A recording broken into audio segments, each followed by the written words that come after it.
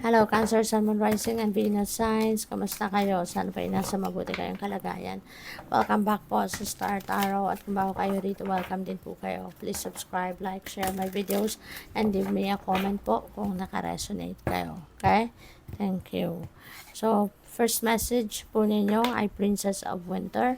And so, dito naman, there are information, no? Maraming impormasyon, maraming katotohanan siguro about important things sa buhay ninyo ang maaaring madidiscover ninyo sa ngayon. Okay? And the truth hurts, no? Baka mayroon kayong impormasyon dito na marireceive na ito yung totoo, pero po pwedeng masakit ito sa damdamin ninyo. Masakit pakinggan, no? Masakit tanggapin. Maaaring may mga ganon. Kaya, ano lang kayo dapat, maging realistic lang din kayo. Sadyang ganun ang buhay, di ba? May mga bagay na hindi natin kontrolado, may mga bagay na kailangan na lang natin i-embrace ito, kailangan natin tanggapin. Okay? Ano man ang maging epekto nito sa atin. So, what else? We have Two of Autumn.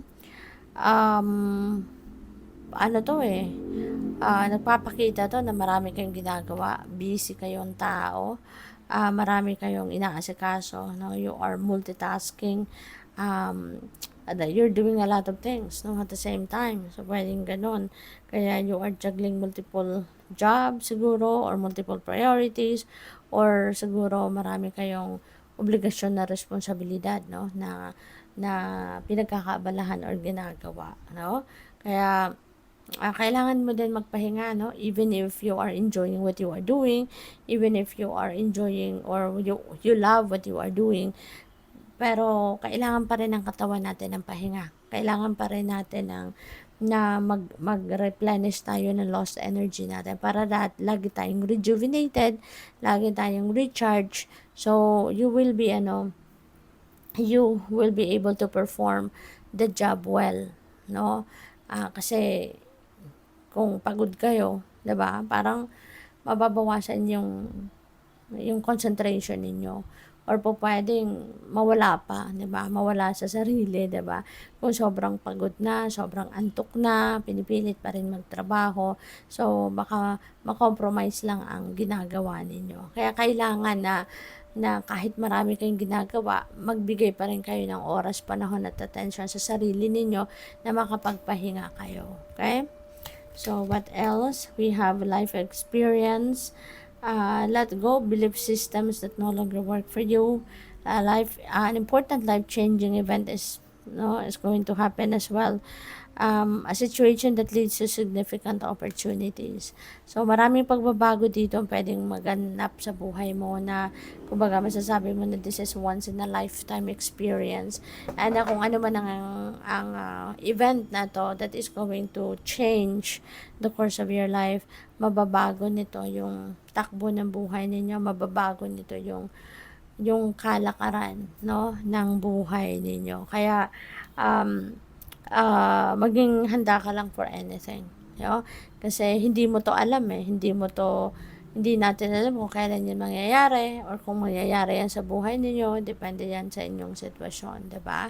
You just need to be ready, no? You just need to be physically fit, physically ready, mentally and emotionally fit and ready for anything, okay? So, tignan natin kung ano pa ang mga mensahe ni Cancer. We have the energy of the dog. Your loyalty and faithfulness is misplaced by serving too many masters. Ayan, multitasking talaga kayo. So, siguro ang dami din ninyong trabaho. At baka yung trabaho na yan, baka meron na kayong part-time dito, tapos may iba pa kayong employer. At yun naman ang full-time ninyo. So, yung mga ganun ba? So, you're all over the place, siguro, Cancer, no? Kaya, parang kaya kayo napapagod, fragmented ang isip ninyo, kasi kapag pagod yung isip natin, no, kahit yung katawan natin hindi masyadong gumagalaw, napapagod din. Ganun din ang katawan natin, di ba? If we are constantly moving, so mapapagod ang katawan natin. At kahit hindi tayo masyado nag-iisip sa ginagawa natin, napapagod din, no, yung isip natin, nai-stress. So, we have Dugong Manati. Accept the situation as it rather than fighting to change it. Diba? So, let's just go with the flow. Kumbaga, tanggapin na lang natin kung ano mga nangyayari. Kasi, parte yan, no? Ng ano natin, parte yan ng life's, ano natin, journey. You know, kung ano ang nandyan sa path natin, ibig sabihin, parte yan ng buhay natin. Diba? Hindi naman mapupunta yung mga dapat na mangyayari sa ibang tao, hindi mapupunta yan sa atin. Kasi, hindi yan para sa atin, di ba?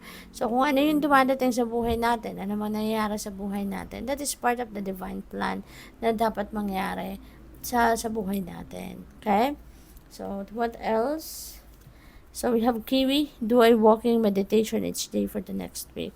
Kaya so, mag-walking meditation daw kayo. Okay? Each day, each week. So, next week, no? So, baka talaga nakabakasyon kayo, Cancer, or baka you have time, 'di ba, to do that walking, no? Baka siguro dati naman kayo nagma-meditate, dati naman kayo nag-walking. So, ngayon, you're just going to do it all at once, 'di ba? So, tingnan natin kung ano pa ang mga ganap dito for Cancer.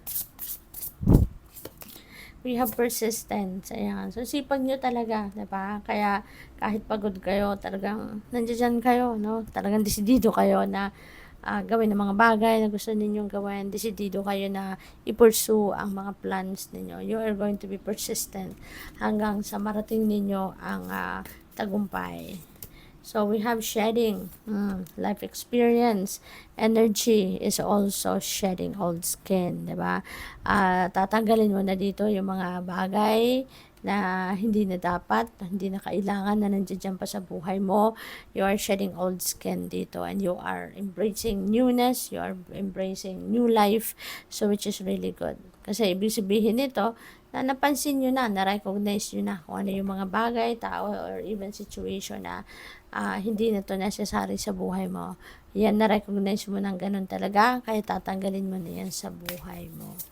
We have breakthrough. Ayan, breakthrough is at hand, no? So, siguro yung mga pagbabagong ito na dadating or mangyayari sa buhay mo, ito na yung magiging daan or magiging susi para sa malaking pagbabago sa buhay mo. Kung meron kayong mga problema, maaaring masolusyonan nyo na yan sa ngayon, or kung meron man kayong mga bagay na kailangang ayusin, no? Kailangang i-fix, diba? That might happen na sa ngayon. Baka magkaroon na kayo ng opportunity to do that. So, good luck. Thank you for watching. Love and light. Namaste.